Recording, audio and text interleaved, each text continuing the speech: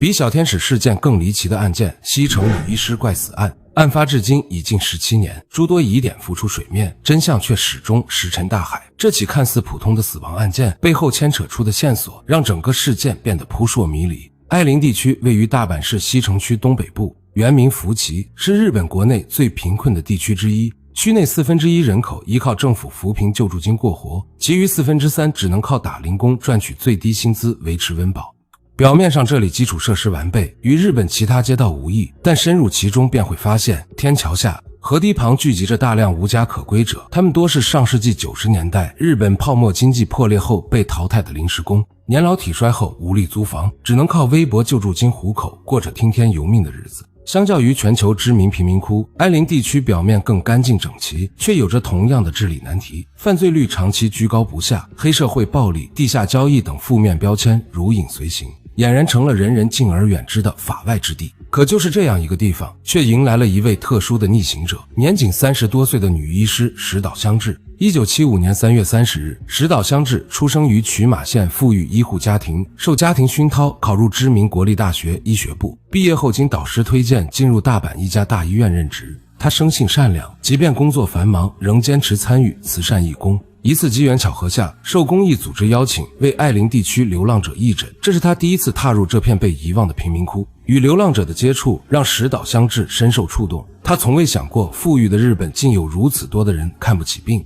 於是他下定決心放棄大醫院的前途，入職愛林地區一家小診所，白天擔任內科醫師，晚上投身關愛游民的慈善工作，將行醫收入幾乎全部用於為貧困老人捐獻食物、睡袋、輪椅等必需品。自己卻住在西城區一間不到10平米的破舊公寓裡，他的無私奉獻打動了當地民眾，大家尊稱他為西城區的聖女德蕾莎。這份善意未換來命運眷顧。2009年11月16日凌晨1點20分，一名夜釣愛好者在距離愛林地區約4公里的千本松登船碼頭海面發現了一具女屍，經鑑定正是2天前失聯的石島香織。因他在當地頗有聲望，西城區警察署立即成立專案組調查。據診所護士證言，11月13日晚10點，護士下班時見石島香織仍在整理患者資料，彼時診所內只剩他一人。防盜系統記錄顯示，他加班至14日凌晨4點15分才用職員卡設置防盜系統離開。可他離開後沒多久，警報便響起，保安趕到後未發現異樣，以為是系統誤報。14日上班時間過半，石島香織仍未到崗。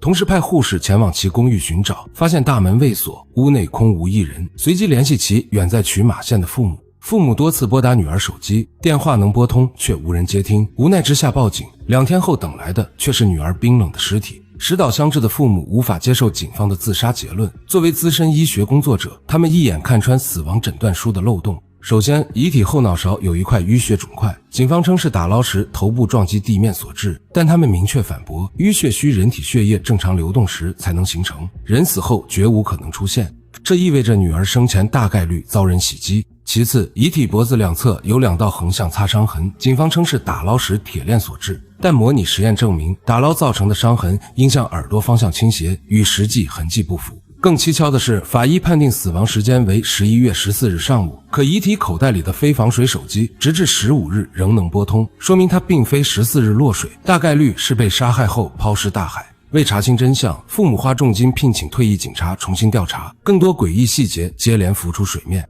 偵探發現，石島香織的公寓乾淨得過分，書櫃頂、門框等角落無一絲灰塵，且未採集到任何指紋，顯然有人在他離開後進行了專業清潔。此外，公寓信箱被強行撬開，裡面的信件全部失蹤。診所旁商店街的監控本應記錄他下班行蹤，卻要麼故障，要麼未捕捉到他的身影。他失蹤當天騎的單車在距離診所 1.5 公里的停车場被找到，同樣被刻意清洗，未留下任何指紋。種種跡象表明，有人在暗中銷毀證據。即便疑點重重，西城區警察署仍堅持自殺結論，拒絕重啟調查。父母放下醫生身份，走上街頭呼籲社會關注，終於在2011年2月3日引起日本國會議員注意。議員在眾議院預算委員會質詢後，警察廳刑事局長承諾勒令警方重啟調查，並朝着他殺方向偵查。可案件重啟沒多久，又一條無辜生命隕落。2012年8月6日，愛林地區一間老房子突發火災，64歲房主佐藤先生葬身火海。警方以意外失火匆匆結案。佐藤先生曾是流浪漢，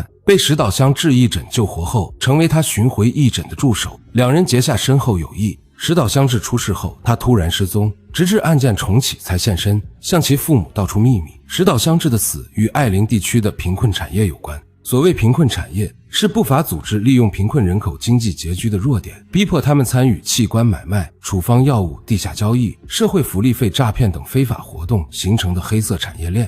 而愛林地區正是日本貧困產業最猖獗的地方。佐藤先生回憶，石島香織生前曾提及與某電視台合作，準備揭露這一黑幕。他雖極力勸阻，但他堅持要為弱勢群體發聲。沒想到不久後便傳來他身亡的消息。佐藤先生因擔心遭報復而隱姓埋名，直至案件重啟才敢站出來。可道出秘密後不久便葬身火海。石島香織的父母在其遗物中发現，行程表預留了與某電視台記者見面的時間段，與佐藤先生的證詞完全印證。但他們致電電視台求證時，對方卻矢口否認有過接觸，其公職的小診所也突然對此案閉口不談，顯然有一股無形力量在阻礙調查。有人推測是黑社會報復，但退役偵探認為，黑社會殺人通常帶有警告意味，不會刻意偽裝成自殺，背後應是更龐大的勢力，既能操控法醫出具不合理報告，又能讓警方調查受阻。2015年2月，獨立記者西鄉正新提出新觀點，大阪市政府每年劃撥660億日元用於愛林地區扶貧，這筆資金經手多個政府部門和 NPO 公益組織，中間存在大量貪污詐騙。石島香織很可能發現了這一黑幕，才慘遭被自殺。